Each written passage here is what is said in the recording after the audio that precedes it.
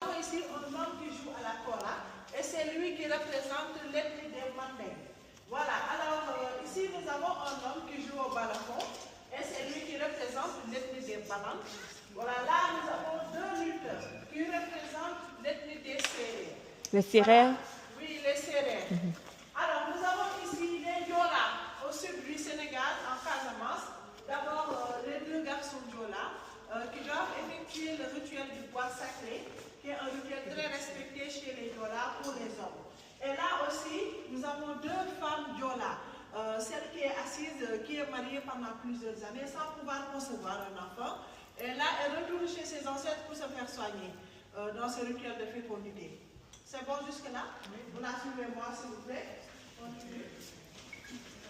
Votre ethnie, c'est quoi? Gué. Hein? Gué. C'est laquelle? Celle-là? Non. Elle n'a pas encore parlé de pour vous? Non, non. Elle n'a pas encore présenté? Non. Donc ça, c'est la femme qui ne peut pas se faire... Mais pourquoi elle n'a pas les cheveux? Peut-être c'est le rituel. Hey. Non, Alors, on continue ici. je vais aller devant Toujours elle. le premier thème. Là, nous avons l'ethnie la plus dominante, représentée par un sage, les Wolofs. Voilà. Alors, là, nous avons les Bassaris. Les Bassaris se trouvent dans la région de Kédougou, c'est au sud-est du Sénégal. Après cela, nous avons ici les bergers Peuls, qui sont les Peuls qui sont traditionnellement des éleveurs. C'est pourquoi l'artiste a choisi ce berger pour les représenter. Voilà, après ces quelques ethnies, nous avons ici Homme du futur. C'est une parenthèse dans l'exposition, d'où l'artiste a voulu mettre en œuvre les conséquences néfastes des mutations génétiques. Voilà, alors la peau qui s'est complètement métamorphosée, causée par les organismes génétiquement modifiés, OGM. Voilà, c'est son imagination. Alors, si c'est bon, on va continuer. C'était quoi le nom de l'artiste? Djibril Boudiagne.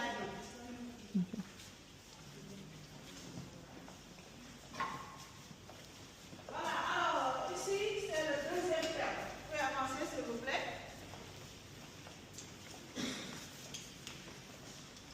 Voilà, alors mémoire d'Afrique.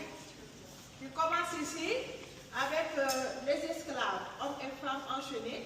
Voilà, et à côté le complice africain, le complice des Occidentaux, qui les aidait pour la capture et la vente des esclaves, qui étaient en même temps aussi, c'est semblable. C'est pourquoi on l'appelle le complice ou bien le traître africain.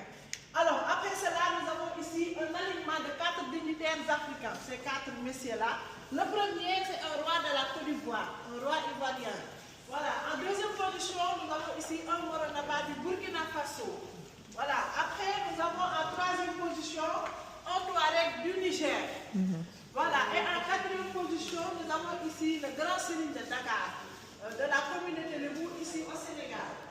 Voilà, au milieu, ces 3 soldats-là représentent les tirailleurs sénégalais qui ont combattu pour la France lors des 2 guerres mondiales. Alors, on continue ici.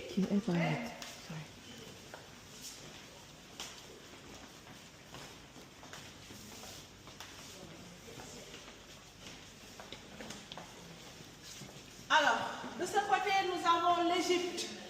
L'Égypte ancienne qui est représentée par les 2 pharaons et au milieu la reine égyptienne. Et derrière la fille qui représente une princesse égyptienne. Et là, on termine avec les 3 guerriers africains. Voilà.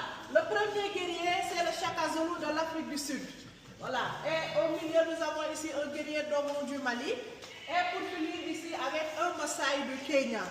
Voilà, si tout est clair, je vous donne 5 minutes pour vos photos et de refaire le tour et on continue au deuxième étage. Madame, question? On peut poser la question, non? Je peux poser? Ah, sorry. Je voulais savoir pour les rois, comment vous les dignitaires, pardon, comment vous les différenciez?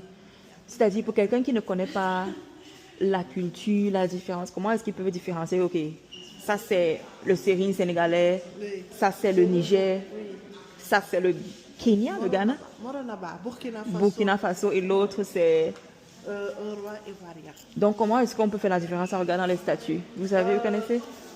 Est-ce qu'on peut les différencier en les regardant? Peut-être avec la tenue. Ok. On peut dire ça. Donc est-ce que... concerne le grand Serigne de Dakar, il a tendance à s'habiller de manière très folklore avec des boubous, des grands boubous, mais très, très grands. Ça, c'est ce que